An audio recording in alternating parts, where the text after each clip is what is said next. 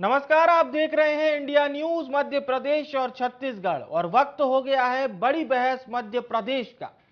प्रदेश में इस साल के आखिर में होने वाले विधानसभा चुनाव में अब साधु संत भी चुनावी मैदान में उतरने की तैयारी कर रहे हैं। कभी कथावाचक रही उमा भारती के सियासी उदय के बाद से ही मध्य प्रदेश की राजनीति में भी खुद सक्रिय होने लगे थे, जो आज भी जारी है। बता दें कि बागेश्वर धाम के पंडित धीरेन्द्र कृष्ण शास्त्री, पंडित प्रदीप मिश्रा, देवकी नंदन ठाकुर और जया किशोरी इन दिनों मध्य प्रदेश की सियासत में काफी चर्चा में है। वहीं आचार्य देव मुरारी बापू ने विधानसभा चुनाव लड़ने का ऐलान कर दिया है।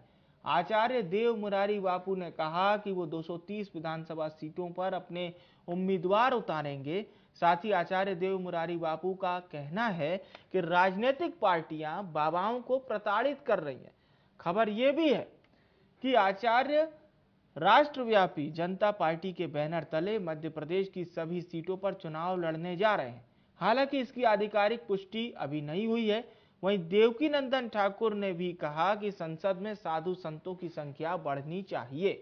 खबर यह भी है कि चुनावी साल में 3 महीनों में ही मध्य प्रदेश में 10 से ज्यादा राजनीतिक दल रजिस्टर्ड हो चुके हैं। ऐसे में सवाल ये उठता है कि साधु संतों के विधानसभा या संसद पहुंचने से प्रदेश और देश की जनता को कितना फायदा होगा। तो आज इसी मुद्दे पर बड़ी बहस में चर्चा करेंगे। उसके पहले ये बयान सुन लेते हैं।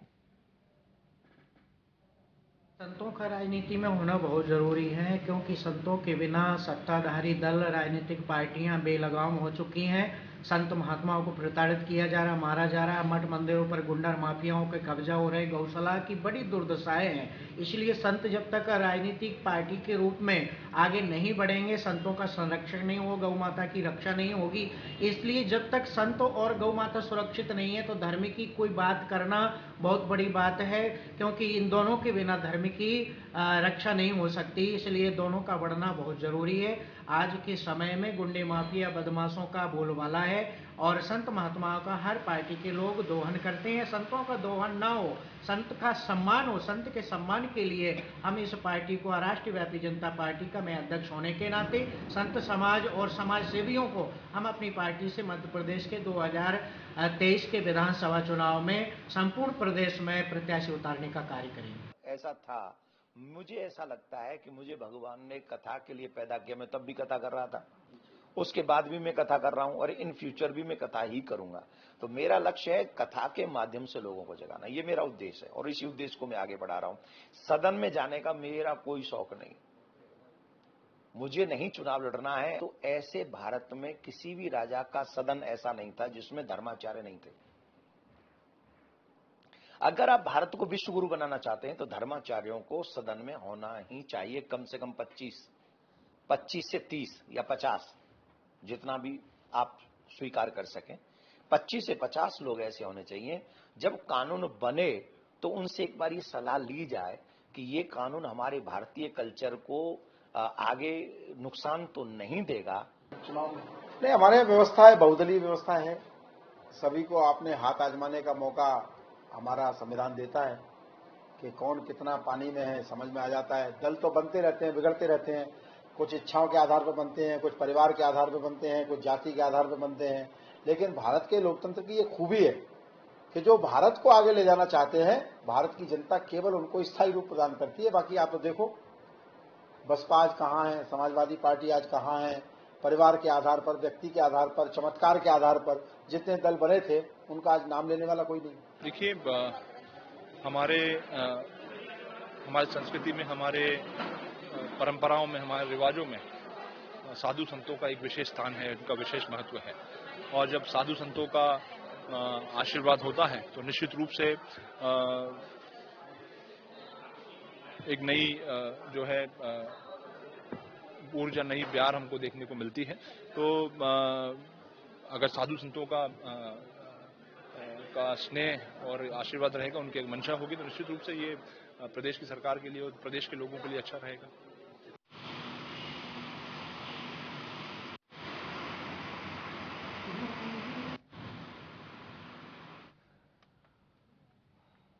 तो तो ये बात नेता भी बखूबी जानते हैं कि बाबाओं के लिए क्या कुछ कहना है, और बाबा इस बात को बखूबी जानते हैं कि सियासत के लिए क्या कुछ कहना है।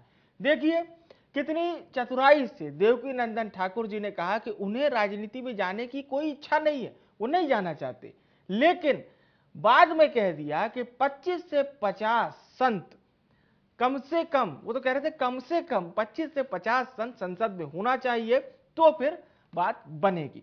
अब चर्चा को शुरू करते हैं। हमारे साथ भारतीय जनता पार्टी के प्रवक्ता अनिमेष भार्गव जी जुड़ गए।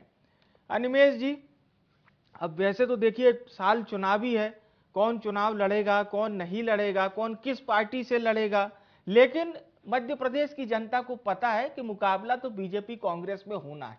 अब ये जो मान लीजिए बाबा लोग अगर चुनाव लड़ने लगे और जो जनता नहीं भक्त उनसे प्रभावित होकर उनको वोट भी करने लगे, तो बीजेपी क्या वेट एंड वॉच में है, या आप लोग को कोई ज्यादा फर्क नहीं पड़ता अगर बाबा लोग भी सियासत में आ गए तो?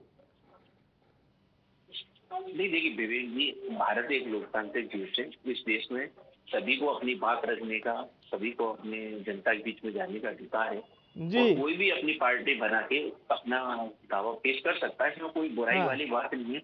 और जहाँ तक रही बात साधु संतों की, तो हमारी तो संस्कृति सभ्यता रही है, यहाँ पे साधु संत हमेशा पूजनीय रहे हैं। उन्होंने हमारा हमेशा मार्गदर्शन किया है, हमें सही रास्ते में चलाने का प्रयास किया है। तो अगर आज कोई उस विषय को लेकर अगर आगे आ रहा है, तो लोकतांत्रिक तरीके से अगर कोई आगे आता है तो उनको स्वागत है।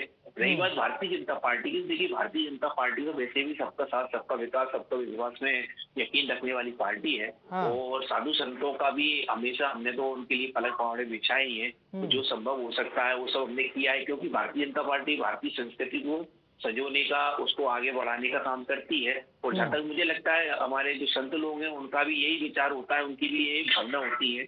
तो कहीं ना कहीं हम भी वही काम कर रहे हैं जो हमारे आचार्य अभी कह रहे थे। तो लेकिन फिर भी अगर वो कोई अलग अपनी पार्टी बना के अगर कुछ करते हैं या कोई जनता के बीच में जाते हैं, तो मेरे हिसाब से तो एक स्वागत नहीं, वो तो कह रहे हैं कि 25 से 50 संतों को संसद भेजिए, बोले कम से कम 25 इतने लोग संसद में होने चाहिए। जी नहीं, देखिए अगर आप देखेंगे अभी वर्तमान में भी और निकट भूतकाल में भी अगर हम देखेंगे, तो भारतीय जनता पार्टी में तो जहाँ तक संभव हुआ है, अगर कोई साधु संत या कोई ऐसा व्यक्ति जो हमको सदमार्ग पे ले सके या संस्कृति को बचाने का काम कर सके, और वो हमारे साथ अगर जुड़ते हैं और आपको हमारी पार्टी से अगर वो आगे आते हैं उसमें, तो पार्टी ने हमेशा उनका समर्थन किया है, उनको जहाँ जहाँ संभव हुआ है उनको एक प्रत्याशी बना के उतारा भी है, जो समर्थन हो सकता है वो दिया भी है। तो कई है। हाँ, बाकी ये कि अगर जैसे माननीय देवकी नंदन ठाकुर जी ने कहा कि 25 से 50 होना चाहिए, तो अगर हो सकता है भारतीय जनता पार्टी में जो है उनकी संख्या अगर टोटल मिला के 25-50 नहीं हो, तो शायद उनका संदेश ये कांग्रेस और अन्य दलों को आप भी उनका सम्मान करिए। जितना मैं जानता हूँ, जितना मेरी पढ़ाई है, खासतौर से सियासी लोग कितने हैं संसद में और संत कितने हैं, तो उसमें खैर भारतीय जनता पार्टी से ही ज्यादा लोग हैं जो संत भी हैं और वो संसद में भी हैं। उत्तर प्रदेश के मुख्यमंत्री हों, भोपाल सांसद हों, साध्वी। तो ठीक है, अब सिद्धार्थ साहब का रुख करते हैं। सिद्धार्थ जी, जब बागेश्वर धाम कमलनाथ जी पहुंचे थे सज्जन सिंह वर्मा और तमाम नेताओं के साथ, तो कांग्रेस खेमे वालों को उतना अच्छा नहीं लगा था। कांग्रेस खेमे से भले ही किसी का बयान सामने नहीं आया हो, लेकिन ट्वीट बहुत किए थे और ये भी कहा था कि कमलनाथ जी को, कुछ लोग कह रहे थे वहां गए अच्छी बात है, कुछ लोग कह रहे थे वहां गए ये ठीक नहीं है। तो कांग्रेस पार्टी कितना अपना मतलब इसमें वजूद तो नहीं कहूंगा, लेकिन हाँ सियासत में एक धार देने का काम बाबाओं के जरिए आप लोग भी कर रहे हैं क्या? सेक्युलर पार्टी है और सनातन धर्म को मानने वाली है। हम ये कैसे? अच्छा, फिर से अपनी बात फिर से बोल दीजिए सिद्धार्थ जी। देखिए, कांग्रेस पार्टी सेक्युलर पार्टी है। हम सब धर्म, सारे धर्मों का सम्मान करते हैं, चाहे हिंदू हो, चाहे मुसलमान हो, चाहे सिख हो, चाहे ईसाई हो, चाहे जैन हो, चाहे बौद्ध हो, हम सबका सम्मान करते हैं और सनातन धर्म को हम सर्वोपरि मानते हैं। मैं कंफ्यूज हो गया था आपकी बात सुन के। जी, तो मैं आपको वही बोलना चाह रहा हूँ कि देखिए, हमारे मुख्यमंत्री और प्रदेश अध्यक्ष माननीय कमलनाथ जी हनुमान भक्त हैं, ये भी आप जानते हो, और अभी से नहीं है, मुख्यमंत्री बने थे उससे पूर्व में उन्होंने, आप देखिए, सबसे बड़ी प्रतिमा बनाई थी और आज भी वो आराधना करते हैं हनुमान जी का। अब अभी भी आपने हनुमान जयंती भी देखा था, और आप भारतीय जनता पार्टी के बड़े बड़े प्रवक्ताओं ने भी उसकी प्रशंसा की थी और लाइव डिबेट में की थी। तो देखिए, धर्म को मानना, सनातन धर्म को मानना हम लोगों का धर्म है और हम सनातन धर्म को मानते हैं, और कोई भी सनातन धर्म में अगर धर्म की बात करता है तो उससे मिलना या उसका आशीर्वाद लेना में क्या बुराई है, क्या बुराई है? जो भारतीय जनता, जो संत मैं आपके माध्यम से ये पूछना चाहता हूँ कि भारतीय जनता पार्टी ने क्या धर्म का पेटेंट करा लिया है क्या? सुनिए, तो भाजपा पे तो आप आइएगा, बिल्कुल काउंटर कीजिएगा, वो तो आपका दायित्व है, लेकिन अभी ये जो संत हैं, इनका भी नाम मोरारी बापू है, संत मोरारी बापू। तो संत मोरारी बापू ये कह रहे हैं कि कमलनाथ सरकार ने मेरा अपमान किया था, कमलनाथ सरकार के समय, और फिर वो सरकार 6 महीने बाद गिर गई थी। तो वो कह रहे हैं कि मेरा अपमान पार्टियों ने किया, कमलनाथ जी के समय हुआ, तो अब वो चुनाव लड़ेंगे। तो जाहिर सी बात है, देखिए, एक बयान तो उन्होंने कमलनाथ जी के खिलाफ दे दिया। तो वही मैं भी पूछना चाह रहा हूं, जो आज की हमारी बड़ी बहस का प्रमुख मुद्दा है कि कांग्रेस पार्टी क्या पूरी तरह से अपनी नजरें गड़ाए हुए है, या कांग्रेस को भी बहुत ज्यादा फर्क नहीं पड़ता अगर बाबा लोग भी सियासत में आ गए तो? देखिए, संतों का और बाबाओं का राजनीति में आना कोई नई बात नहीं है। इससे पूर्व में भी आप देखिए, आदिनाथ जी लड़े थे, योगानंद जी लड़े हैं, कितने बड़े बड़े पूर्व सांसद रहे हैं, वो भी कई मठाधीश रहे हैं, कई बड़े बड़े उसके, वो लोग भी चुनाव में उतरे हैं जी। तो ये कोई नई आविष्कार नहीं है। राजनीति में बाबाओं का आना जाना लगा रहता है, हमने कईयों को आते हुए भी देखा है, कईयों को जाते हुए भी देखा है। अभी आप मुरारी बापू की बात कर रहे थे, हमने तो आशाराम जी के चरणों में नतमस्तक होते हुए हमने देश के यशस्वी प्रधानमंत्री जी को भी देखा और हमारे प्रदेश के मुख्यमंत्री उनको भी देखा है, और उनके चरणों के धोखे चरणामृत पीते हुए भी देखा है। तो ये कोई नई बात नहीं है। राजनीति और धर्म का एक चोरी दामन का साथ है, और ये साफ साफ आपको देखने को भी मिल रहा है और भविष्य में भी मिलेगा। चलिए, ठीक है सिद्धार्थ जी, मैं आपके जवाब की तारीफ करूंगा, क्योंकि जो मैंने पूछा वो आपने नहीं बताया, और लेकिन फिर भी आपने अपनी बात रख दी, अर्थात आपने अपनी पार्टी से बात रख दी। अनिमेश जी, आपने ये तो कह दिया कि बीजेपी सबका साथ सबका विकास करती है, लेकिन देखिए सर, आपको भी पता है, राजनेता चाहे भागवत वाचक हो, कथावाचक के जब मंच पर जाते हैं तो उन्हें भी पता होता है कि यहां से जनता का भरपूर समर्थन मिलता है। तो आप लोग, या कांग्रेस भी पार्टी हो, कांग्रेस पार्टी भी विरोध नहीं करेगी, जाहिर सी बात है, पर क्या अनिमेश जी की पार्टी नजर बनाए हुए है बाबाओं पर? क्योंकि समर्थन तो आपको भी चाहिए, साल चुनावी है। बाबा लोग अगर प्रदेश का मान लीजिए 0.5% वोट भी इधर उधर कर दिए, तो 1% के मार्जिन से कांग्रेस ने अपनी सरकार 2018 में बना ली थी। आप लोगों को 1% ज्यादा वोट मिला था, आप लोग आज भी इस बात को कहते हैं। 41% लगभग आपको मिला था, 40% लगभग कांग्रेस को मिला था। तो 0.5 मान लीजिए अगर ये बाबा लोग ले गए, एक उदाहरण दे रहा हूं, जैसे गणित में मानक होता है, 0.5 अगर ये बाबा लोग ले गए तो बीजेपी कितना अपना नजर बनाए हुए है, वो 0.5 कैसे बचाएगी बीजेपी?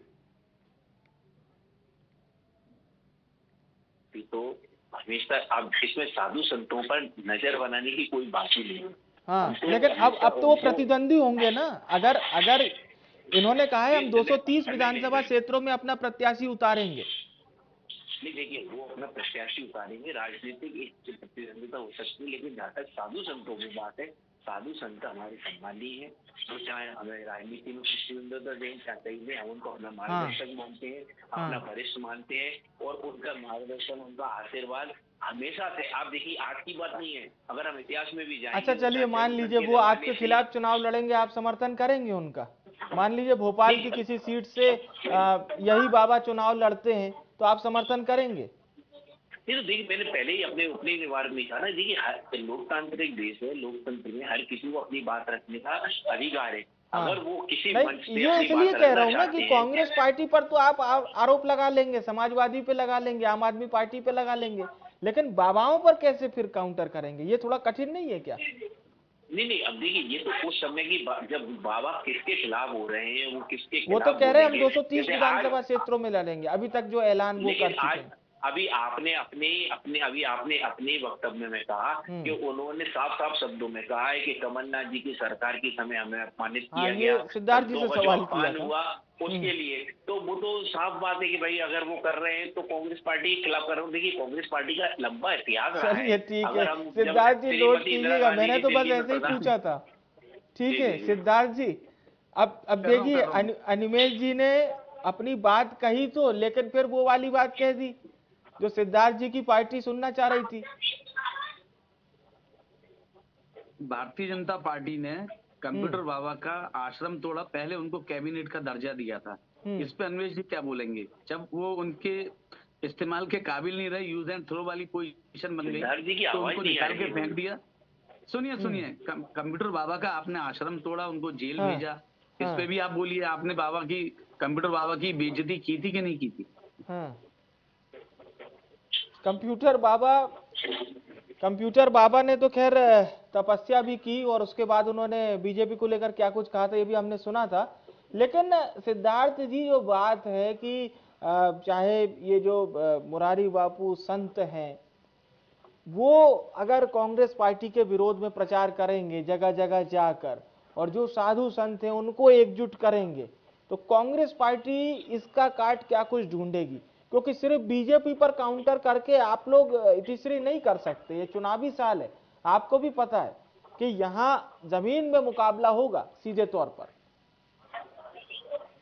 देखिए लोकतंत्र में अभिव्यक्ति की आजादी सबसे बड़ा हथियार है।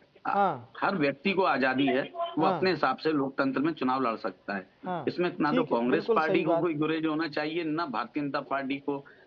प्रत्येक एक आदमी, आपको याद होगा 70 के दशक से धरती पकड़ थे, उन्होंने एक कॉरपोरेशन से लगा के राष्ट्रपति तक का चुनाव लड़ा था जी। धरती पकड़ एक बहुत बड़ा नाम थे जिनका गिनीज वर्ल्ड ऑफ रिकॉर्ड में भी नाम है जी। और वो हर चुनाव लड़ते थे। तो कांग्रेस पार्टी ही नहीं, अपितु भारतीय जनता पार्टी को भी इसमें ऑब्जेक्शन नहीं होना चाहिए। मैं तो कह रहा हूँ कि लोकतंत्र में खुली आजादी है अभिव्यक्ति की, जिसको चाहिए वो लड़े। सिद्धार्थ जी, देवकी नंदन ठाकुर महाराज को आप जानते होंगे, वो ये कह रहे हैं कि संसद में 25 से 50 संतों का होना बहुत जरूरी है, तभी देश में राज व्यवस्था बहुत अच्छे से चलेगी। और उनका तो ये भी मानना है कि अगर इतने संत होंगे तो आचरण भी बहुत अच्छा होगा। आप इत्तेफाक रखते हैं इस बात से? देखिए आचरण की बात करें तो मैंने अभी एक सिनेमा आया था पठान करके, उसमें एक भगवा रंग का एक ब्लाउज पहन लिया था किसी अभिनेत्री ने, तो उस पर बड़ा बवाल मचा था, शायद आपको भी संज्ञान होगा। और वहीं चिन्मयानंद जी भगवा पहन के बलात्कार करते रहे कई सालों तक एक बालिका के साथ में, तब कोई संत नहीं बोला। तो कम से कम संतों को पहले अपनी परिभाषा समझ लेना चाहिए कि कौन किस प्रकार का संत है। क्या संत के चोले में कहीं कोई दूसरा दामन तो नहीं ओढ़े हुए है? जी कुछ कहना चाह रहे हैं, शायद आपकी बात उन तक पहुंच गई। अनिमेश जी बोलिए। देखिए विवेक जी, यही बात मैं कह रहा था कि आप जो कह रहे थे ना कि संत किसको चुनौती देंगे, अभी आपने सुन लिया। कांग्रेस के विचार हमेशा से यही रहे हैं कि भगवा पहन के बलात्कार करते हैं, इनका आचरण खराब है। इन्होंने वो नाम भी बता रहे हैं, सिद्धार्थ जी नाम बता रहे हैं। अरे आप मुझे बताइए, आज अगर 1 करोड़ संत हैं, उसमें आप 1 या 2 को पकड़ के अगर पूरे संत समाज को अगर नसीहत देने का काम करेंगे तो ये आपकी मानसिकता दर्शाता है। ये बात दर्शाता है कि किस तरह से इंदिरा गांधी जी के समय से ही आप लोग संतों के खिलाफ हैं, चाहे उनको वहां आधी रात को लाठीचार्ज करके करवाया गया हो या हर जगह कहीं भी। देखिए जब भी हिंदू सनातन धर्म की बात आती है, कांग्रेस पार्टी उसमें कमियां, उसमें विरोध, उसमें कुछ ना कुछ ऐसी चीज ढूंढने की कोशिश करती है जिसमें लोगों में भ्रम हो।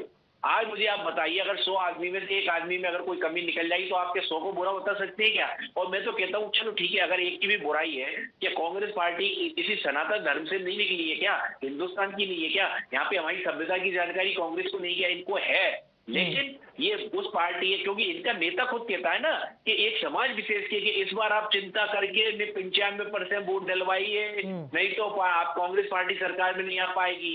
ये रोजा अफ्तारी वाली पार्टी है। हमेशा से पिछले 70 साल में जब जब इन्हें मौका मिला, हम जानते हैं कि इनने किस संस्कृति को सम्मान दिया है, किनको आगे बढ़ाने का काम किया है, कौन सी प्रथाएं आगे बढ़ाई है। चलिए, आपने तो अब ताबड़तोड़ आगे बढ़ाने का काम किया, आरोप लगा दिए सिद्धार्थ जी पर, उनकी पार्टी पर।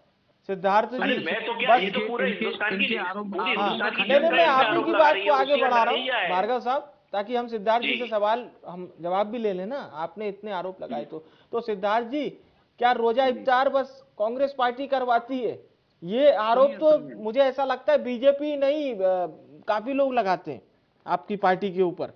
सिद्धार्थ जी, इनके राष्ट्रीय अध्यक्ष स्वयंसेवक संघ के बोलते हिंदू और मुसलमान का डीएनए एक है। फिर लाल किले पे जाके जामा मस्जिद में जाके सजदा करते हैं और गले मिलते हैं। इसको क्या बोलेंगे? ये रिश्ता क्या कहलाता है? मैं ये पूछना चाहता हूँ। अनिमेश जी बताएंगे रिश्ता क्या कहलाता है। कांग्रेस पार्टी अगर सुनिए जी, बोलिए, पूरी बात रखिए। एक तरफ आप लव जिहाद की बात करते हैं, शाहनवाज हुसैन, मुख्तियार अब्बास नकवी और भी नाम मैं समझ गया आप क्या कहना चाह रहे हैं। बताइए, बताइए जी। चलिए, मैं अंतिम प्रतिक्रिया अनिमेश जी से ले लेता हूँ सिद्धार्थ जी की इस बात पर। अनिमेश जी, प्लीज मैं सुनने, मेरी आवाज नहीं आ रही थी। सिद्धार्थ जी प्लीज आप मुझे बताइए क्या कह रहे थे। सिद्धार्थ जी ये कह रहे हैं कि संघ प्रमुख मोहन भागवत जी ने कहा था कि हिंदू मुस्लिम का डीएनए एक ही है, और वो दिल्ली में बाकायदा एक उसे मजार कह सकते हैं, वहां पर बाकायदा वो गए भी थे और वहां पर जो धर्मगुरु होते हैं कुल मिला के उनसे मुलाकात की थी। सिद्धार्थ जी की बात, हम तो हमेशा ही कह, हम तो हमेशा से ही कह रहे हैं, और हम तो अखंड भारत की बात भी कहते हैं। हम तो ये भी कहते हैं अफगानिस्तान भी भारत का कांग्रेस का ही बात कर रही है। चलिए ठीक है, आप लोगों की इसी बातचीत के बीच में कार्यक्रम का समापन करते हैं। शुक्रिया आप सभी का हमारे साथ जुड़ने के लिए। तो संत नेताओं को जब सलाह देते हैं तो नेता उसे सुनते हैं, लेकिन जब संत नेताओं के खिलाफ चुनाव लड़ेंगे तो नेता क्या कुछ करेंगे, ये हम देखेंगे। बड़ी बहस में इतना ही। मुझे आने विवेक को दीजिए इजाजत। नमस्कार।